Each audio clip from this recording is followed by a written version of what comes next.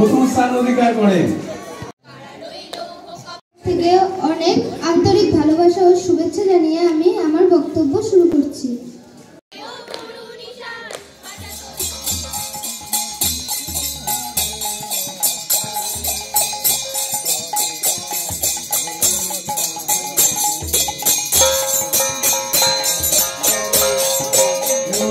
শৃঙ্খলা বোর্ড উড়িষ্যা কটকের Protestant European school, missionary school, সেইখানে তার পিতা জানকীনাথ বসু তাকে ভর্তি করে দেয়।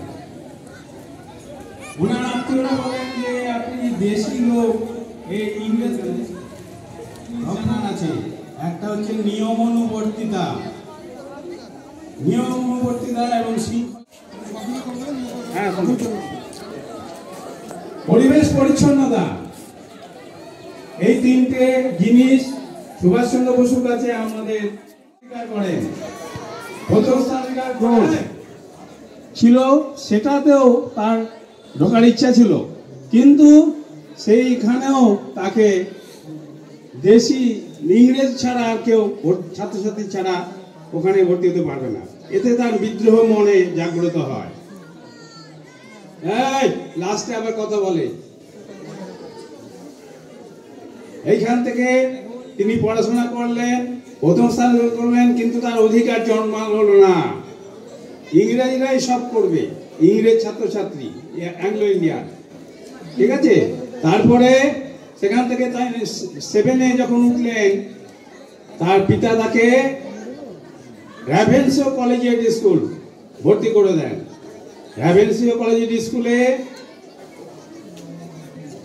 বাংলা আর সংস্কৃত জানা দরকার, কিন্তু নেতাজি সুভাষচন্দ্র বসু ছোটবেলা থেকে ইংরেজি শিক্ষায় শিক্ষিত ছিলেন। তিনি বাংলাটা ভালোভাবে জানতেন না এবং সংস্কৃত জানতেন না। তখন সেই দেখো আবার কথা বলছে পেছনে, সেই স্কুলের প্রধান শিক্ষক বেণী মাধব দাস তাকে প্রশ্ন করেন যে তুমি তো বাংলা ইংরেজি জানো, বাংলা সংস্কৃত জানো না, এই স্কুলে কি করে ভর্তি হবে? তখন সে মাথায় করে বলেছিলেন যে আমি শিখে নেবো স্যার। তারপরে সেখানে পড়াশোনা 7-এ ভর্তি হলেন। 7-এ ভর্তি হয়ে সেই বিদ্যালয়ে তখন মানে প্রথম স্থান অধিকার করতো চারু গাঙ্গুলি বলে একটা ছেলে, প্রথম স্থান অধিকার করতো। তিনি আবার ইংরেজি শিক্ষক, তার ছেলে। তারপরে তিনি ভর্তি হয়ে পরীক্ষা হলো, পরীক্ষাতে সংস্কৃতে সে 100 মধ্যে 100 পেল সুভাষচন্দ্র বসু। তখন বেণী মাধব দাস প্রধান শিক্ষক জিজ্ঞেস করলেন যে আপনি একে 100 মধ্যে 100 দিলেন? বললো যে আমি 110 দিতে পারিনি, এইটা আমার দুঃখ। এইরকম মেধাবী ছিলেন সুভাষচন্দ্র বসু। তারপর সেখান থেকে পাস করে তিনি কলকাতায় চলে এলেন। কলকাতায় কলেজে ভর্তি হলেন। কলেজে ভর্তি হয়ে ওটেন সাহেব খারাপ মন্তব্য, দেশের খারাপ মন্তব্য করায় তিনি তার প্রতিবাদ করেছিলেন, তাকে বিতাড়িত হতে হয়। তারপরে উপাচার্য আশুতোষ মুখার্জির সহায়তায় তিনি আরেকটা স্কুল কলেজে ভর্তি হন। সেখান থেকে বিএ পাস করে সসম্মানে বিদেশে যান। বিদেশে গিয়ে আইসিএস পরীক্ষায় পাস করে দেশে চলে আসেন। এদেশে এসে দেশবন্ধু চিত্তরঞ্জন দাসের সহায়তায় তিনি জাতীয় কংগ্রেস দলে যোগদান করেন এবং স্বাধীনতা আন্দোলনে ঝাঁপিয়ে পড়েন। এই স্বাধীনতা সভাপতি হয়েছিলেন। তারপর একদিন তিনি সেখান থেকে এই আমাদের বাংলা থেকে গোপনে বিদেশে চলে যান। বিদেশ থেকে আজাদ হিন্দ ফৌজ গঠন করেন। সেখানকার সব ছিলেন রাসবিহারী বসু দ্বারা যে আজাদ হিন্দ ফৌজ, সেটা নেতাজি, তার নাম হলো তখন নেতাজি হয়ে তিনি সেখান থেকে এগিয়ে এসে ময়রাঙ্গে জাতীয় পতাকা তোলেন। এই নেতাজি সুভাষচন্দ্র বসু আজাদ হিন্দ ফৌজে সমগ্র সম্প্রদায়ের লোক ছিল, হিন্দু, মুসলমান, বৌদ্ধ, খ্রিস্টান, জাতীয় সাম্প্রদায়িক সম্প্রীতির বাহক। এরপরে তিনি শোনা যায় তিনি মারা যান। তবে তিনি মারা কিভাবে গিয়েছেন তা জানা যায় না। সকলকে বসার জন্য বলা হোক। হ্যালো, তারপরে তার একটা কথা দিয়ে আমি শেষ করছি। তিনি বলেছিলেন, আমি একটা আদর্শ নিয়ে বর্তমান করলাম। সবাইকে ধন্যবাদ। স্বাধীনতা পেয়েছি, আমরা স্বাধীন। এখন তো নাচছি তাদিন তাদিন, কিন্তু এই নাচানাচি, আনন্দ, স্ফূর্তি, স্বাধীনতার মূল্য। আন্তরিক ভালোবাসা ও শুভেচ্ছা জানিয়ে আমি আমার বক্তব্য শুরু করছি। আজ 23শে জানুয়ারি নেতাজি সুভাষচন্দ্র বসুর জন্ম জয়ন্তী। নেতাজি 1897 সালে 23শে জানুয়ারি উড়িষ্যার কটক শহরে জন্মগ্রহণ করেছিলেন। তার পিতা জানকীনাথ বসু, মাতা প্রভাবতী দেবী। ভারত মাতাকে যারা যারা দেশ স্বাধীন করার জন্য লড়াই করেছেন, তারা আমায় রক্ত দাও, আমি তোমাদের স্বাধীনতা দেব। জয় হিন্দ, বন্দে মাতরম। সকলে করতালি ধ্বনি দিয়ে ওকে সাধুবাদ জানান। ধন্যবাদ অনিরুদ্ধকে।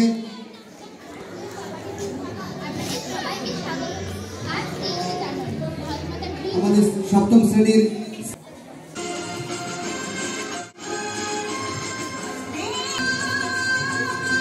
ব্রিটিশ সরকারের দেওয়া চাকরি ফেরত দিয়ে দেন।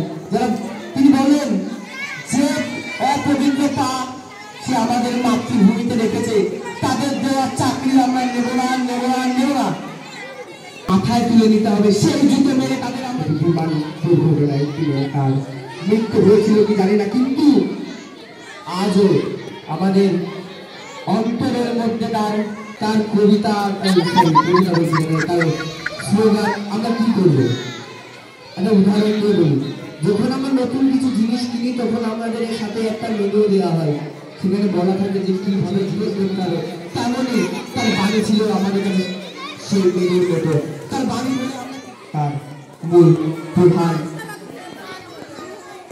এই বলে আমি আমার ক্ষুদ্র বক্তব্য শেষ করছি। জয় হিন্দ, বন্দে মাতরম, জয় ভারত।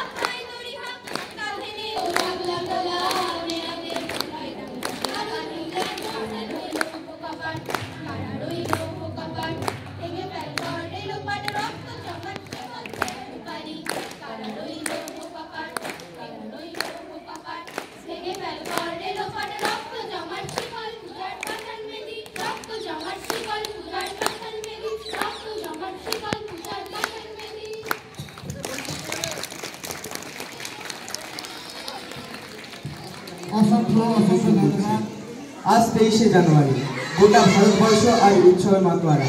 আজকে সেই দিন যখন তুমুল বিদ্রোহের মাঝে স্বাধীনতা ছিনিয়ে আনতে জন্মগ্রহণ করেন এক অদম্য বীর পুত্র, এক প্রজ্বলিত অগ্নিশিখা, যার নাম শুনলেই কাঁপত ব্রিটিশ সাম্রাজ্যের হিমশৈল, যার এক ডাকে ছুটে যেত লক্ষ লক্ষ সেনানীরা, যার প্রতিটা কথায় গায়ে কাঁটা দিয়ে উঠত প্রত্যেকটা ভারতবাসী। তার নাম শ্রী সুভাষচন্দ্র বসু। গোটা দেশবাসী যখন 32 সালে কাঁদত, নির্যাতনে কুঁকড়ে যেত, তখন তিনি জ্বলে উঠেছিলেন আগ্নেয়গিরির মতো। যে সমস্ত বীর বিপ্লবীগণ আমাদের দেশে স্বাধীনতা এনে দিয়েছিলেন, তাদের মধ্যে নেতাজি সুভাষচন্দ্র বসু অন্যতম। 1897 সালের 23শে জানুয়ারি অর্থাৎ আজকের দিনে ওড়িশার কটক শহরের পিতা জানকীনাথ বসু ও মাতা প্রভাবতী দেবীর কোল আলো করে জন্মগ্রহণ করেন এক মহামানব শ্রী সুভাষচন্দ্র বসু। ছোটবেলা থেকেই তিনি ছিলেন অত্যন্ত মেধাবী ও দেশপ্রেমী। ম্যাট্রিক পরীক্ষায় 2য় স্থান অধিকার করে সুভাষ ইন্ডিয়ান সিভিল সার্ভিস পরীক্ষায় 4র্থ স্থান অধিকার করেন, যার ফলস্বরূপ সিলেক্টে বড় মাপের চাকরি। তিনি সেই চাকরিকে পায়ে ঠেলে দিয়ে নিজেকে দেশ সেবায় নিযুক্ত করেন। তিনি চিত্তরঞ্জন দাসের সঙ্গে যুক্ত হয়ে স্বরাজ্য দল গঠন করেন। তার বিখ্যাত বাণী ছিল, তোমরা আমাকে রক্ত দাও, আমি তোমাদের স্বাধীনতা দেব।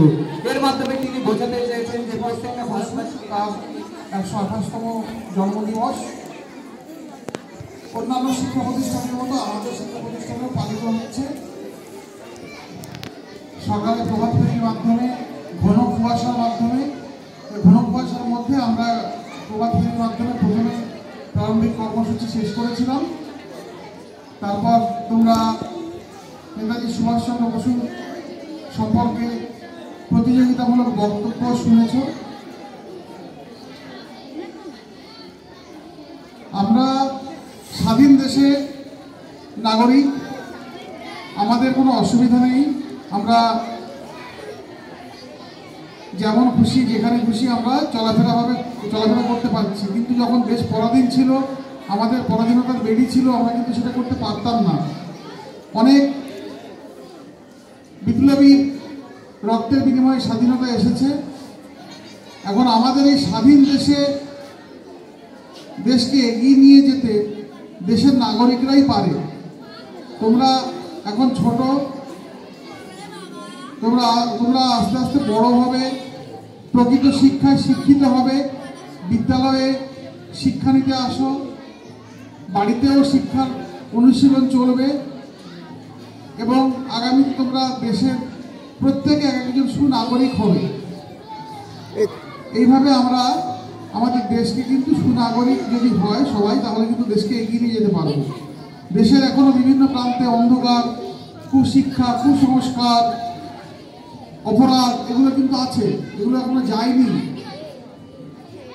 দেশ যেদিন অপরাধ মুক্ত হবে, অন্ধকার থাকবে না, অশিক্ষা এগুলো দূর হবে, তখনই কিন্তু দেশের উন্নতি সম্ভব।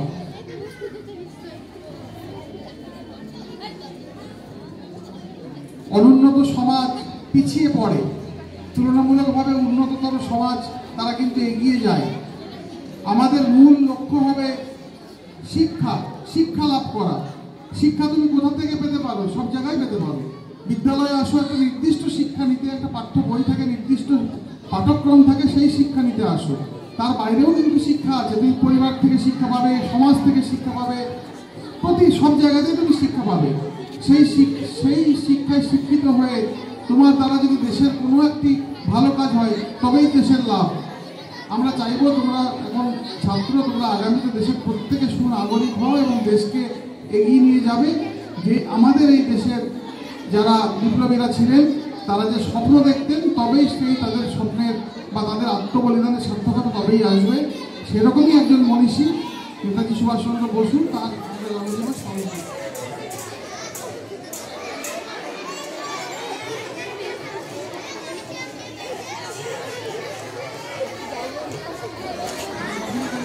হ্যাঁ।